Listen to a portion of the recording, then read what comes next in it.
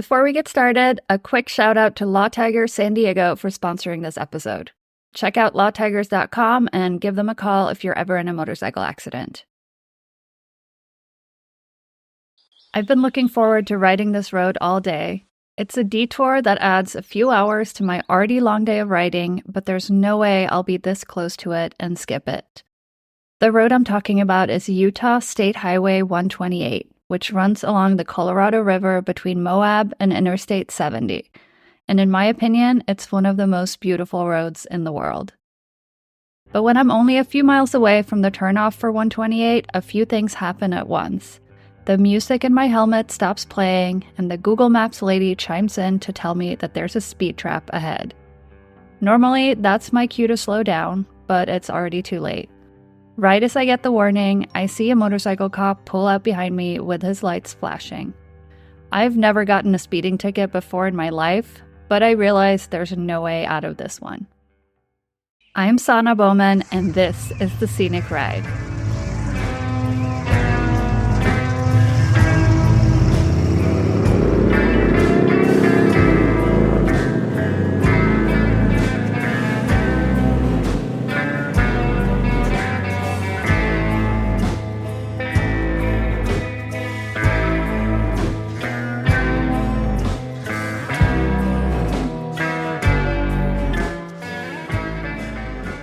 Welcome to episode 2 of this podcast, where I take you along on some of the most epic motorcycle rides in North America and beyond.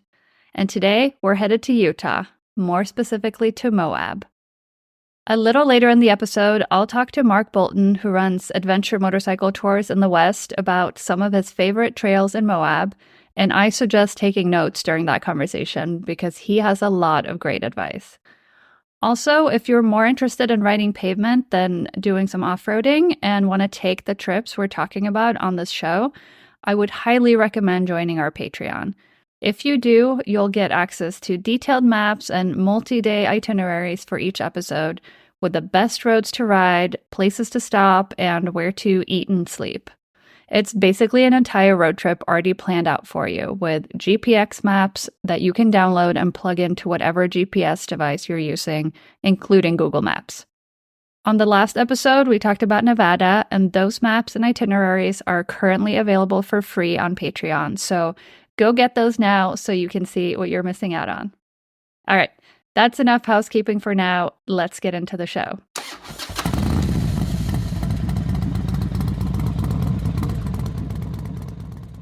Moab is located in Grand County in eastern Utah. It's pretty close to the border with Colorado. And if you've never been to this area, it's hard to imagine or even describe just how insanely beautiful it is. The town is surrounded by dramatic red rocks and towering cliffs, and Moab is a gateway town to not one but 2 national parks, Arches and Canyonlands. A ton of people come here every year for outdoor activities like hiking, river rafting, mountain biking, and of course, off-roading. There's so much off-roading here. Moab is also infamous for its speed traps, as I learned a few months ago riding into town on Highway 191. I did get a speeding ticket, and I don't know, I feel like it stinks a little extra when it's a motorcycle cop, because I think as motorcyclists, we should look out for each other. But anyway, I'm not going to dwell on that any longer because there is so much more to this area than the strict speed limits. And honestly, there's no better way to bounce back from a shitty morning like that than getting to ride a truly epic motorcycle road. And Highway 128 is one of the best. This road is 44 miles long and most of it runs right along the Colorado River. Because of this, it's been designated as the Upper Colorado River Scenic Byway as part of Utah's Scenic Byways program, and apparently it's known among locals as simply the River Road. And the river is stunning. I love a good water feature, and I always find myself mapping out rides near oceans and lakes and rivers, but that's not even what sets the 128 apart from other roads. The river road runs through this narrow gorge surrounded by steep, intensely red sandstone cliffs. It's so spectacular, it doesn't even look real. If you're coming from downtown Moab, you'll go about 2 miles north of town and then make a right onto Highway 128. I've ridden this road a few times, and each time I've been completely floored by how stunningly gorgeous it is. I've even put Highway 128 on my top 5 list of the most beautiful roads in the US. It's one of those rides where it's almost hard to pay attention to what you're doing because you just want to take in every part of the scenery. Luckily, the riding is pretty mellow. There are some twists and turns, but nothing technical at all. I've also never encountered heavy traffic here, so that's an extra bonus. There are a ton of pullouts and viewpoints, and you can definitely take your time meandering along this road. I'd recommend spending about a few hours riding the road itself, with some stops for photos and maybe to eat lunch. There are 2 resorts with restaurants that you can stop at, but I personally prefer packing a picnic lunch and eating at one of the picnic areas or viewpoints along the river. There are also several campgrounds in the area, and you could easily spend an entire day or more on the 128 if you stop to do some hiking or paddling or other activities. There are also a bunch of off-road trails in this area, so if you're on an ADV or a dual sport, or even a dirt bike, it's a good place for some side quests in the dirt. Also, the Utah Backcountry Discovery Route, or the Utah BDR, actually connects with the 128 for a few miles. You could ride the entire 128 without stopping and still have an amazing experience just because of how next level the scenery is, but I'm still going to recommend some of my favorite stops. I personally love a good bridge, and I always stop at the Dewey Suspension Bridge. It was built in 1916, and it actually burned down in 2008. But before that, it was the second longest suspension bridge west of the Mississippi. There's a new bridge that crosses the Colorado River right next to the old one now, but it's still worth a stop to check out the remains of the burned bridge. Another can't miss stop is Fisher Towers. They're these really cool looking rock formations, kind of like spires or pinnacles that are famous as the filming locations for several movies and TV shows, including Westworld. You can see them from the 128, but you can also take a 2-mile dirt road to get up close to them and then go hiking through the cliffs. I haven't done the hikes myself, but I've heard that they're some of the best in Moab. And then, of course, there's the national parks. Utah has 5 national parks, and 2 of them are located just outside of Moab, and they're only a short detour off Highway 128. The closest one is Arches National Park. It's famous for its natural stone arches and giant rock formations. It's a really stunning place to ride and hike, and there's some fun switchbacks on the way in and out of the park, as long as you don't get stuck behind a slow RV or car. I would also highly suggest trying to catch either the sunrise or the sunset in Arches, or even both. Just a heads up though, if you visit between April and October, you need to make a reservation in advance to get into the park. You can do that on recreation.gov. The other national park near Moab is Canyonlands, and the main entrance is about a 25-mile ride from Arches. So you can do both of them on the same day. This part of the park is called Island in the Sky, and there's a paved scenic drive that you can ride all the way through with a bunch of pullouts and overlooks where you can see the canyon from above. It's really beautiful. Another cool thing about Canyonlands, though, is that there are a bunch of off-road opportunities in the park, too. I'll talk a little bit more about some of those with my guest later in the episode. But if you are following off-road news, you're probably already aware that the BLM, or the Bureau of Land Management, recently announced that they're closing more than 300 miles of trails in Moab to motorized vehicles. There are some legal challenges to this, both from off-roading groups and the state of Utah. But in the meantime, if you're on an ADV or dual sport or dirt bike and you want to find out which trails are open to vehicles, I'd suggest using an app like Onyx Off-Road. Not sponsored by them or anything, but I know their trail maps are completely updated. based on the closures. So I'll link that in the show notes as well. Another thing you absolutely should not miss when exploring the national parks in Moab is Dead Horse Point State Park. It's located off 313 on the way to Canyonlands, so you can just follow the signs for it. Since this is a state park, there's a $10 entrance fee for motorcycles, but in my opinion, it is so worth it. If you've ever been to Horseshoe Bend in northern Arizona or seen photos of it, this is a similar vibe, but it's even more epic. You'll be overlooking a bend in the Colorado River that runs right through the red cliffs of Canyonlands, and it's so spectacular. Southern Utah is an amazing place for motorcycle riding, and there are so many scenic roads and views in this area that it's impossible to cover it all in one episode. So we're only focused on a small part of the state today, but I'm definitely planning on returning to Utah in future episodes. But for now, let's go even deeper into Moab. Stay tuned for my conversation with Mark Bolton.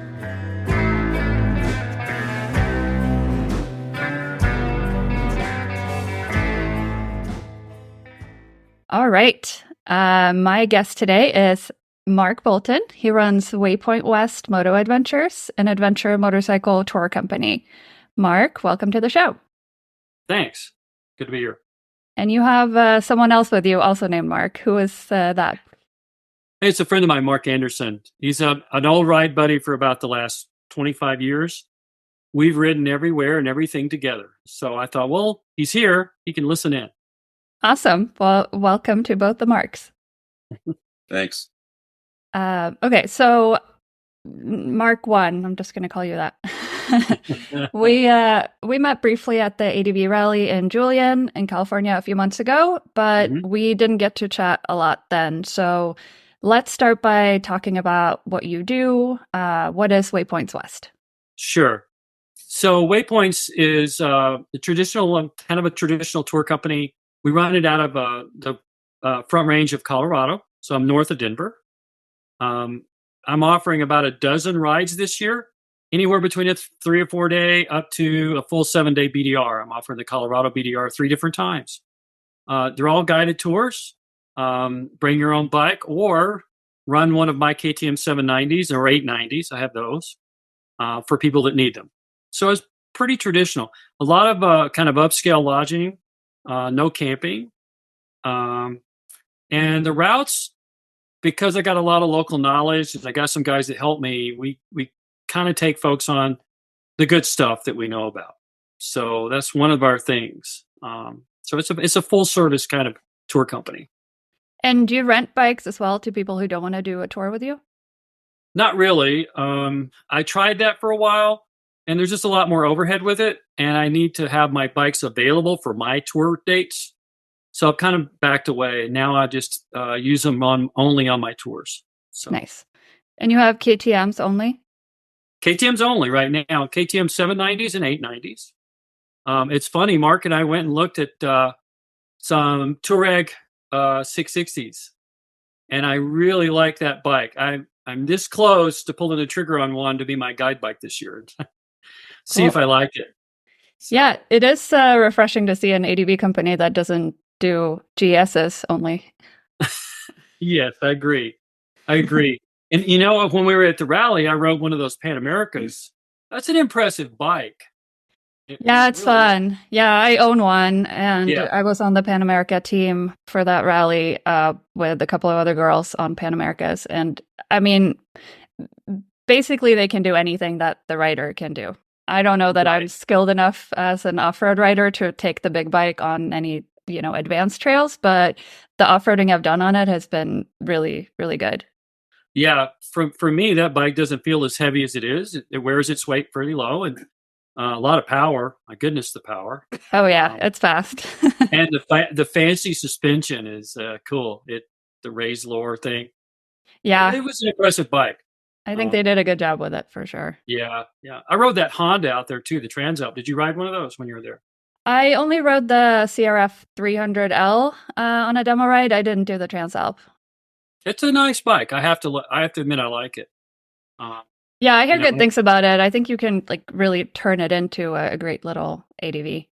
Right. Right. Well, I think Grace. She just bought one. Yes. So Yes. And she's building it this winter. So I'm yeah. excited to see what she does with it. Yep. I'm trying to talk her into coming out and doing a ride next summer in Wyoming with me. Oh, that'd be cool. Yeah. So.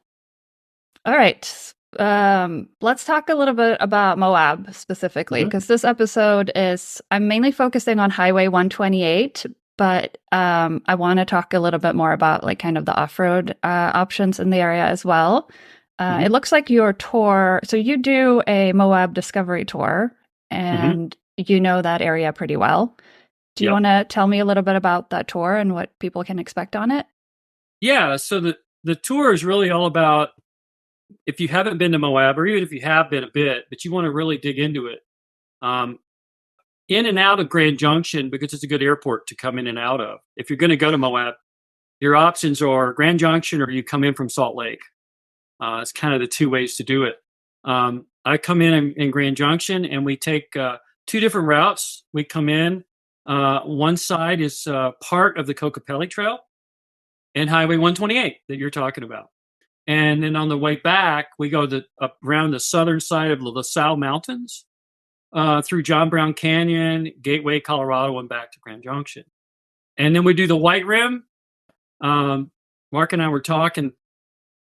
We've ridden Moab forever. I've ridden there hundreds of times. I've ridden the White Rim on every kind of bike you can imagine, mountain bikes and motorcycles. We're kind of over the White Rim a little bit, to be honest, but it's a beautiful place. It's amazing trip, right? Because you run on that river. So that's our second day, is the White Rim. And the third day, I've worked with a company over in Moab. You can ride your big bike on another loop, the LaSalle's or down to the Bears Ears. There's lots of places to ride your big bike. Or you can rent a dirt bike and go ride the Slick Rock Trail on your own. Or you can go see the national parks, whatever you want to do. So that's kind of what that tour's about. Yeah, there's a lot of options. I saw that you're doing Onion Creek Road as well as part of that tour.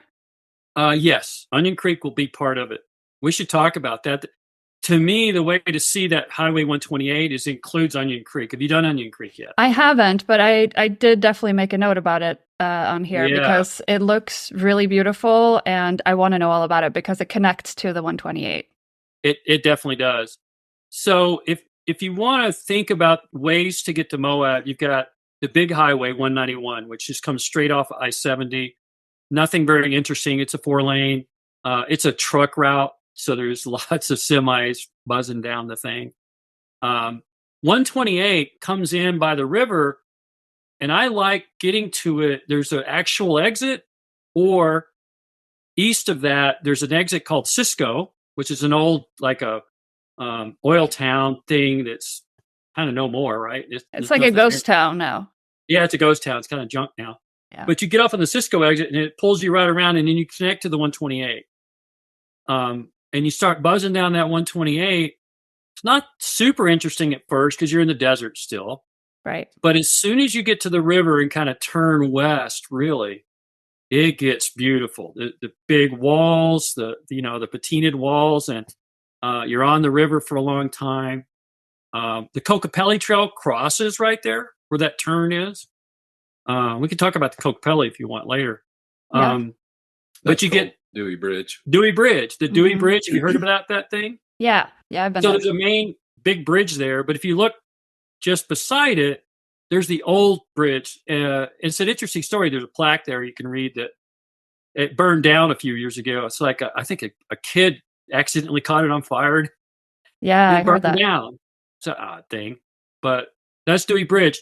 That little road there at Dewey Bridge, the dirt road that takes off from there. Mm-hmm. If you want to go to this famous overlook called Top of the World, have you ever heard about that? I've been there in a Jeep. I haven't done any off-roading on a bike in Moab, but I have done. Yeah, it's a fairly stiff road to get on a bike and do it. I've done it, but it's a tough road a little bit. Yeah, it's tough in a Jeep too a little bit. Yeah, but it's worth it, right? It's a beautiful scene over Castle Valley. And I think it's a lot of more dirt bike and dual sport friendly trails out there. It definitely is. Yeah. More than the last time we did it, I was on a 500. So, yeah. But that's where that's at. And then you keep going down 128, and I think it's a must stop is to go in and see Fisher Tower, the big famous spire tower where people climb it all the time. Yep. Right next to it is Onion Creek Road. Right. So it comes in right there. I take people on Onion Creek every time I go through there because it's such a fun sort of thing. You cross the creek, we keep counting it. I had everybody counting, everybody had a different number. I think supposedly 28 crossings or something like that. Wow. And I tried to get everybody to count it, and one guy come back, well, I counted 31. I'm like, well, I don't know where that came from. But you can go up and back the thing, or alternately, you can keep going out the top side of it, and it connects up over by Polar Mesa, and then you get on the LaSalle Loop Road, and you can drop back down either Castle Valley, or you can go further around south and do the whole loop. You can connect up and hit Sand Flats Road. There's lots of ways to get to Moab out of that area. And part of this is, some of these roads are part of the Utah BDR too, I believe. They are. You've ridden that, I'm assuming. The standard BDR is sort of that LaSalle Loop stuff. Actually, the BDR comes in off the Onion Creek, and you get on Highway 128 for a little bit east, and you hook up with a dirt road that connects you eventually to a place called Yellow Cat. There's a Yellow Cat exit on the interstate there, and that's where the BDR crosses above Moab. So, yep, it's cool. Now the alternate is Lockhart Basin and all that. The really tough. That's the challenge route, right? And it is a challenge. Would you, for someone who is new to ADV riding, would you recommend Moab, or do you think there are easier areas that you should go to, like on a big bike? I think that there's a lot there for big bikes. Anything from the LaSalle Loop Road, the Onion Creek Road is totally doable on your Pan America. You're going to love it. Mm-hmm. You cross the creek, it's like 4 or 5 inches deep, and it's nothing. And it's a hard pack road, so it's not all loose. Maybe there's 2 or 3 spots of embedded rock, and the rest of it's pretty flat in terms of the terrain. But you're in a slot canyon, so it's pretty cool. Yeah, Onion Creek, all of that's good. All that LaSalle Loop stuff, and then there's lots of areas in Moab, like Cane Creek Road that goes out by the river out of town there. And you get up, you can go to Chicken Corners, the Potash Road. I'll tell you another one that is really interesting, I think. We were just talking about this one. Have you heard of Schaefer Trail? I'm not sure. So you go to Canyonlands, Island in the Sky. Yes. That's the one where you get up there off of 313 highway north of town, and you circle around up there, and just before the entrance of the park, or maybe it's just after, I think it might be just after, you head off of some switchbacks down a cliff. Oh yeah, I know about that road. Yeah. And the funny thing is, I was on it this past summer. They've turned it into a gravel road. It used to be a shelf road with some iffy spots. You could drive your Corolla down it now. So it's changed. But if you keep going on that road, you come out down on the Potash Road by the river, and you can go back into town. And it's completely ADV friendly. But it's beautiful. The scenery. One of the places down there's a little overlook by the river. It's where they filmed the famous scene in Thelma and Louise where the car goes off. Right. It's right there. Yeah. I think one of the amazing things about Moab, or one of the things I love about it, is that it is great on a street bike. You can see so much beautiful scenery without getting off the pavement. I mean, there's the national parks, there's Arches and Canyonlands, there's Dead Horse Point State Park, which is right before you hit Canyonlands, is so beautiful. And of course, Highway 128 and the Colorado River. But if you really want to get deep and explore, there's so much off-roading as well. Oh, huge. It's huge. I'm just covering the ones that I think are really bigger bike friendly. We've ridden stuff that on the bigger bikes that isn't quite that friendly, but oh yeah. The option to get up to Canyonlands, I don't know if you ever looked at this, Gemini Bridges Road. Have you thought about that one? So it cuts across, if you know where 313 is and go to Dead Horse, Gemini Bridges Road's a dirt road that kind of goes straight on up. And it's a bit of a challenge right off the highway, a wide shelf road with some embedded and loose rock. But then once you get around the bend, it's just a dirt road. And there's some sand. There's about a half mile of sand. Oof. But it's beautiful. And they put so much mag chloride on it, it's really gotten packed down. So it's kind of odd, right? You go up this hill and you go, oh, it's loose sand. No, it feels like pavement because they put mag on it. Interesting. But, yeah, I was surprised how much was on it last time I was there. And of course, the bridges. You stop and see the Gemini bridges, which are some flat arches that are really it's a go-to place, a go-to scene. And that pops you out up by Dead Horse Point. Oh, so, perfect. Yeah. So lots of dirt. Yeah, there's a lot of dirt, but also, as I'm sure you're aware, the BLM announced recently that they're closing a bunch of trails. I think over 300 miles of trails in the Moab area. They did. Yeah. Obviously there are some court challenges to this, and who knows how it's going to pan out, and it'll probably take years to go through all of that. But has your itinerary for your tourists been affected by this at all, or any other opinions or thoughts on it? No, I mean, my rides are not going to be impacted by it. It's an odd thing that the very month I heard that was going on, I'd been sitting on Gaia doing some route work that did go around that stuff. I was looking at Bartlett Wash and some of the dirt roads between Green River. If you ever look in there, it's just it's like a spaghetti string of roads all over in there. Yeah. And like Bartlett Wash is one of the ones you can go on. But it's not impacting my tours. It impacts me personally because I can't ride the tubes and I can't ride Dead Cow Wash and, all these rides that are so nice up there that just aren't open anymore. 10 Mile Canyon or whatever it's called, that's a 4-wheel drive trail, which would be good on these bikes, but it's closed.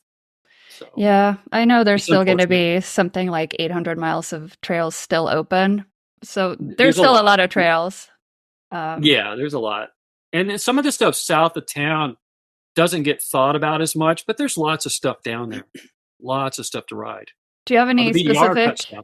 Yeah, any specific recommendations south of town? Yeah, so if you cut off of 191 south, there's some parallel dirt routes that kind of weave in and out of there that I really do like. The way to find that is to go look at the BDR because it does cut through there. So if you look between, say, South Moab, LaSalle, the town of LaSalle, and then down into Monticello, there's a lot of routes down there. Yeah, my favorite riding is some of the stuff in the Abajo Mountains by Bears Ears National Park, and it's beautiful there. And nobody's down there. Yeah, you go down there, and there's no traffic. There's nobody. Looking Glass Arches down there, right off the highway. But the Abajos are cool, so they're really worth it. There's so much good riding in Utah. I'm trying to focus on just like a small part of it for this episode because I want to go back and do like Highway 12 and Zion and like all those other amazing parts of Utah for separate episodes. There's just like I could spend hours just talking about this riding. Moab is like that. I mean, my other tour that I got going in Colorado, in Utah is actually all those Highway 12. Factory Butte and all those places. We do the Henrys. People don't know much about the Henry Mountains. We do that. I've been all over Utah forever, and I love it over there. Yeah. So beyond Utah, though, what are some other tours that you guys do regularly? Colorado BDR. I'm doing those, and I do some stuff north of my house here out of Colorado into Wyoming, and I do some short rides, which is one of my most popular, a 3-day ride that I just put on. We go and post up in Wyoming for a couple of days, and we do the BDR sections up there, the Wyoming BDR sections, and people seem to like it. It's a popular because it's 3 days. It's the weekend. It's probably worth because your podcast is all about the scenic drive, right? Mm-hmm. I am doing an experiment with the Colorado BDR, my September BDR. I'm calling it the BDR Lite. So I'm going to purposely route the bypasses, not the hard passes. Mm-hmm. So it's going to be more relaxed every day. It's going to stay off of those hard spots that people get nervous about. Because I talked to a lot of people in California at that rally that said that to me. They're Yeah. apprehensive about it. Can I really do those things? And okay, I'm going to see if there's interest. And so I've got a scheduled one like that. So I am personally very interested in that because I've been looking at the Colorado BDR just for a few years now, and it looks so beautiful. But I am absolutely intimidated by some of those like mountain passes. And that's well-founded intimidation, to be honest. It's especially on a Pan America. I wouldn't do it on that. I used to have I had a Royal Enfield Himalayan before. That would be a perfect bike. And that I would have taken to Colorado for off-roading. Yeah, those passes are pretty stiff. And if you go back to Utah, you've got that stuff in Lockhart Basin, Harrod Pass. That thing's the real deal. You want it's expert, and it means expert. Right. So. Yeah, but I love the idea of a Colorado BDR Lite tour. I feel like you're definitely going to get some good response to that. Yeah, I hope so. But it's really scenic. I mean, we're going to do Independence Pass right through Aspen and those kind of things. And so it's still the scenic tour, right? So yeah, absolutely. That's it.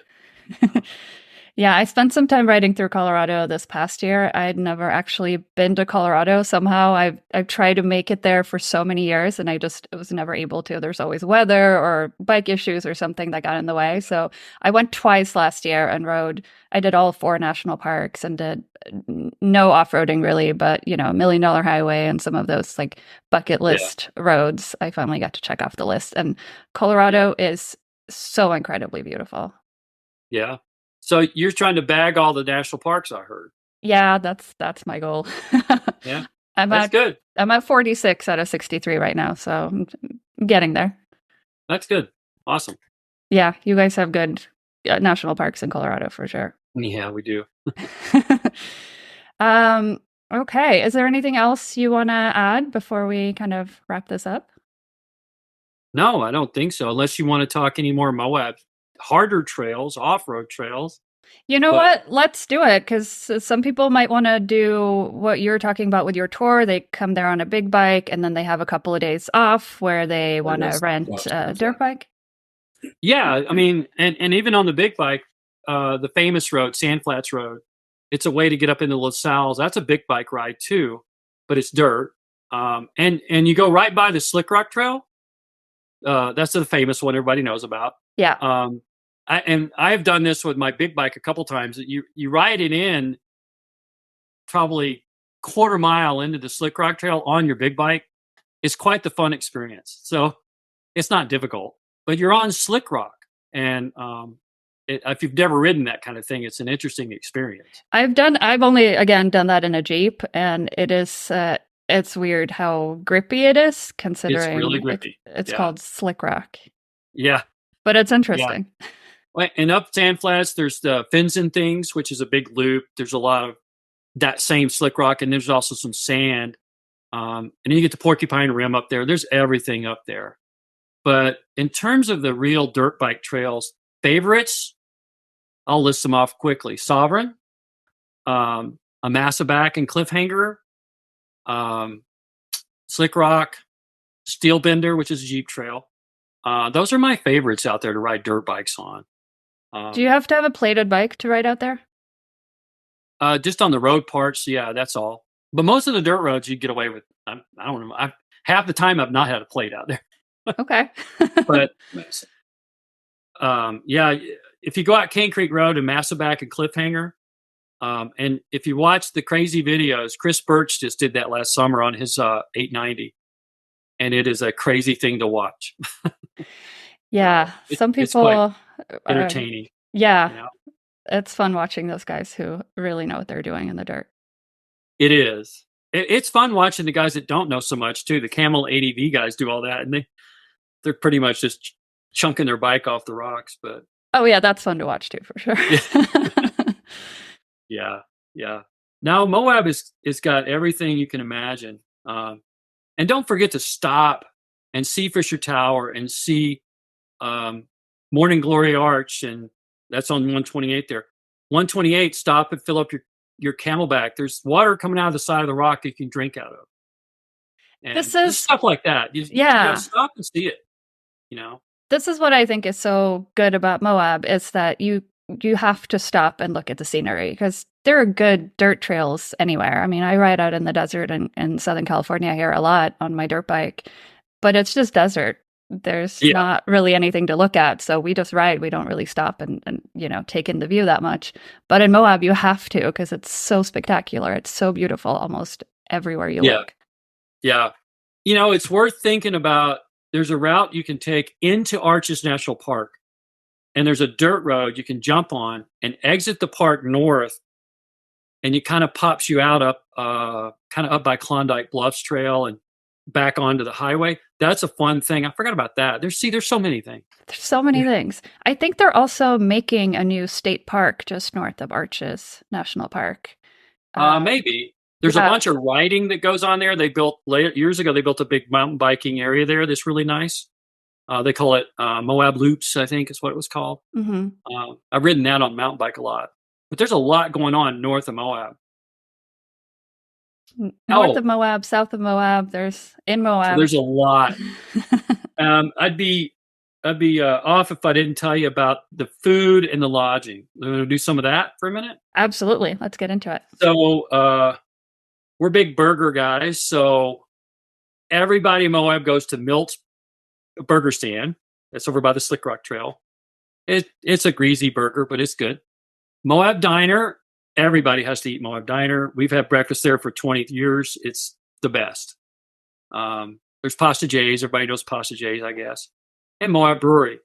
I think those are our go-tos for the restaurants and that kind of thing. And I would have to tell you about south of town in LaSalle, the town of LaSalle. There's Three Step Hideaway. It's an off-grid kind of a western town to stay in. You got cabins and tents. And Scott and Julie are motorcycle people. Oh, great. So they really do cater to the bikers. It's fun to stay there. They have a great kitchen. And Scott has a WR250 Yamaha with 70,000 miles on it. Oh my God. I have a WR and I would not want to ride that many miles on it. Yeah, think about it, right? He rode that thing across Alaska. Wow. And he did the Tour of Idaho 3 years ago. The old paved route or the dirt road route, the easy route. He spent like 2 weeks up there and did it on that WR. So he's a trooper. That's hardcore. Yeah, you go to stay with Scott and you can hear all those stories. It's a lot of fun. What's the place called? Three Step Hideaway. Great. Yeah, it's out there. It's south of town. Really between there and Monticello. Cool. So, yeah, I'm not a burger person myself. I'm a vegetarian actually, but I usually go to the brewery in Moab. I think they have. Oh yeah, the brewery's got good vegetarian stuff. Yeah, that place has been there forever. That and Pasta J's are like the originals. They've been there a long, long time. Yeah, it's a cool little town too. Beyond the riding, you can just spend a couple of nights there and just explore the town. Oh heck yeah, yeah, yep. Okay, well. I've covered the food in the restaurants and the lodging. I think that's a important part of it all. Absolutely. No, this is great. I think anyone who wants to go to Moab and ride motorcycles should absolutely listen to this conversation, and they should hit you up as well. So if someone is interested in doing a tour with you or learning more about your company, where can they find you? I got a website, waypointswestmoto.com. I'm on Facebook. Those are the two best ways to get me.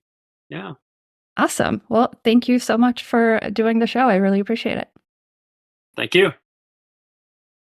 That's it for today's episode. Thank you to Mark and Mark for joining me, and thank you for listening. Just a few quick things before we go. If you go to our website, thescenicride.com, you'll find links to join the Patreon. You can sign up for our newsletter, and you'll find all episodes with show notes. Again, thank you so much for listening, and I hope you'll join me for the next one. In the meantime, enjoy the ride. The Scenic Ride is written and produced by me, Sanna Bowman. Our theme music is by Ryan Sin. If you like the show, please rate and review it and tell your friends to listen. For all the latest updates, follow at The Scenic Ride on Instagram and Facebook or visit thescenicride.com.